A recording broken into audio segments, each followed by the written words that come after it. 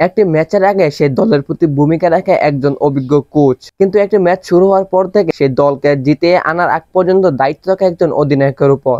সামনে হংকং এবং নেপালের বিপক্ষে বাংলাদেশের অধিনায়ক হবে হামজা চৌধুরী, সমিত সুম নাকি জামাল ভুঁইয়া, তা নিয়ে রয়েছে বিস্তারিত। হামজা দেওয়ান চৌধুরী সে এক নতুন চমক দিয়ে বাংলাদেশে এসে বাংলাদেশ ফুটবলকে পুরো পরিবর্তন করে দিয়ে গেছে। পুরো বাংলাদেশ ফুটবল ইতিহাসে এরকম একজন প্রিমিয়ার লিগের খেলোয়াড় বাংলাদেশে কখনোই আসেনি। হামজা দেওয়ান পরে এসেছে সমিত সুম, কানাডিয়ান এফসি ক্যাবলেরা ক্লাবের একজন অভিজ্ঞ দক্ষ মিডফিল্ডার। এই সমিত সুম বাংলাদেশের মিডফিল্ডার সমিত সুম কিন্তু কানাডার জাতীয় দলেও 3 থেকে 4টি ম্যাচ খেলে এসেছে, এবং যারা সিঙ্গাপুরের সাথে সমিত সুমের ম্যাচটি দেখেছেন তারা অবশ্যই বুঝতে পারছেন কি নিখুঁত এবং সূক্ষ্মবাজ দিতে পারে এই সমিত সুম। বাংলাদেশের ফুটবল যখন পুরো ডুবে গিয়েছিল তখন বাংলাদেশের ফুটবলকে আবার নতুন রূপে স্বপ্ন দেখেছে এই জামাল ভুঁইয়া।